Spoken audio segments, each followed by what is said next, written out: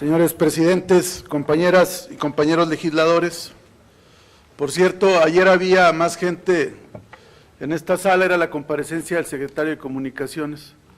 La diferencia es que él reparte contratos, señor procurador, y usted reparte órdenes de aprehensión. Por eso no vemos el mismo aforo. Pero ya hablando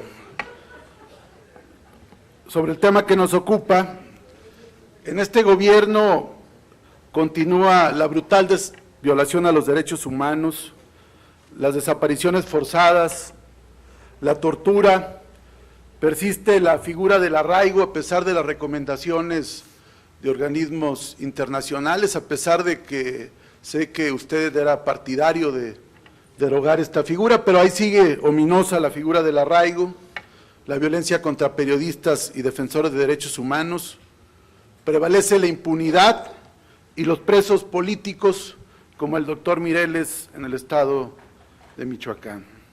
También hay un conjunto de recomendaciones no acatadas en los hechos por parte de la dependencia a su cargo. Pero lo más grave es que mientras el titular del Ejecutivo, Enrique Peña Nieto, presumía el día de ayer en Nueva York la disminución de la violencia, de la inseguridad, así como los avances en la Procuración de Justicia, aquí en México, a plena luz del día, con total impunidad, con la permisividad, con la complicidad, podríamos decir, de corporaciones policíacas, grabado por cámaras que estaban colocados en un bulevar, fue secuestrado y horas después victimado un miembro de esta Cámara que hoy guarda descanso, el diputado Gabriel Gómez Michel. Este es el México real, no el de la propaganda del régimen o el de los eventos que realiza para el autoconsumo. La crisis de la guerra contra el narcotráfico no ha terminado, por el contrario, hasta el día de hoy siguen existiendo víctimas de estos delitos que ahora ni siquiera podemos conocer a través de los medios, pues pareciera haber un ocultamiento mediático que, sumado a la violencia que se ejerce en contra de periodistas, ha dejado un vacío de información. No es que haya menos delincuencia que en el sexenio pasado, simplemente ahora se oculta mejor. Las víctimas de este país no reciben ni justicia ni reparación a pesar de ejercer los recursos legales.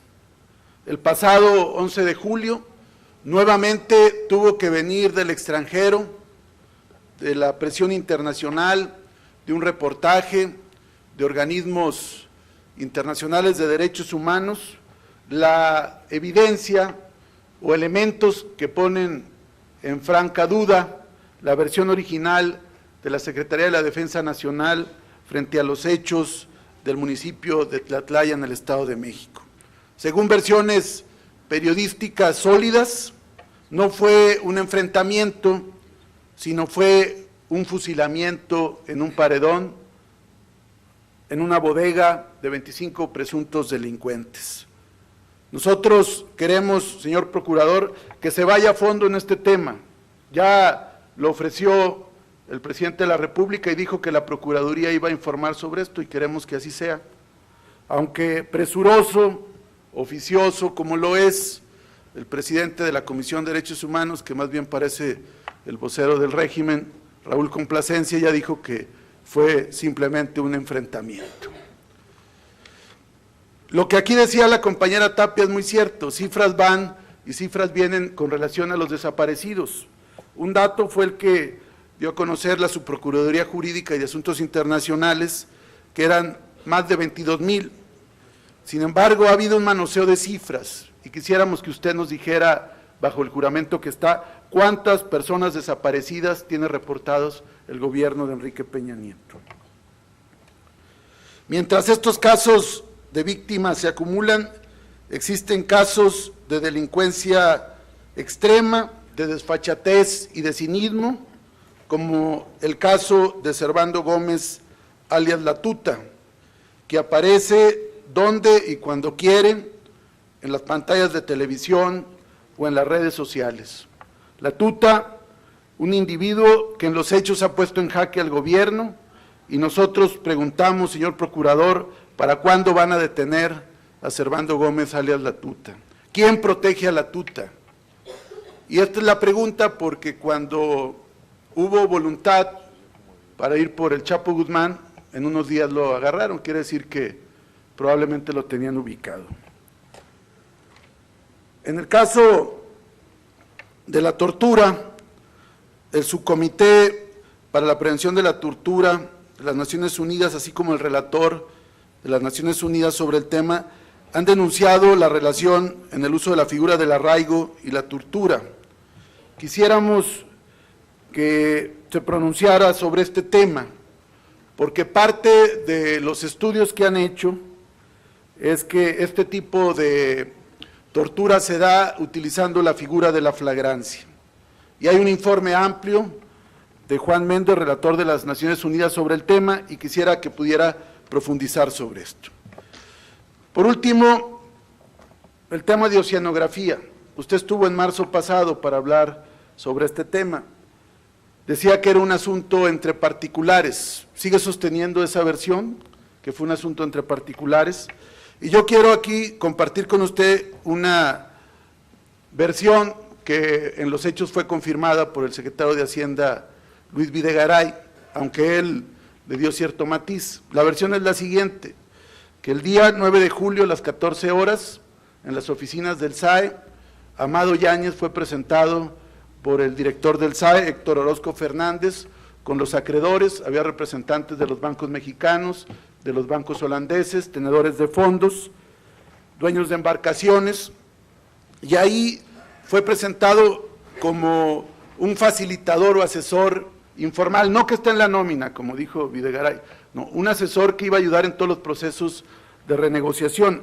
Luis Videgaray lo reconoció, dijo que sí, que efectivamente fue una reunión con el SAE y con la PGR, pero que supuestamente a una invitación de un proveedor.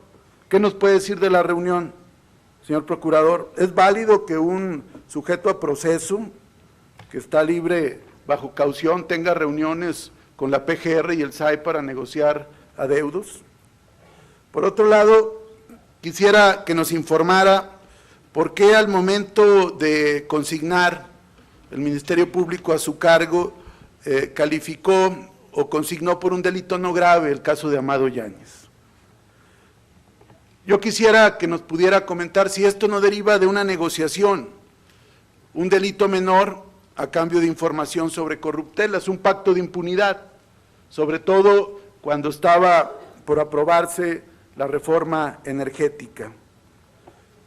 Cuando la PGR lo tuvo arraigado por 2 periodos y la empresa fue intervenida, ¿por qué no pudieron allegarse de mayores elementos probatorios para poderlo consignar por un delito grave y no la burla de por lo cual fue consignado?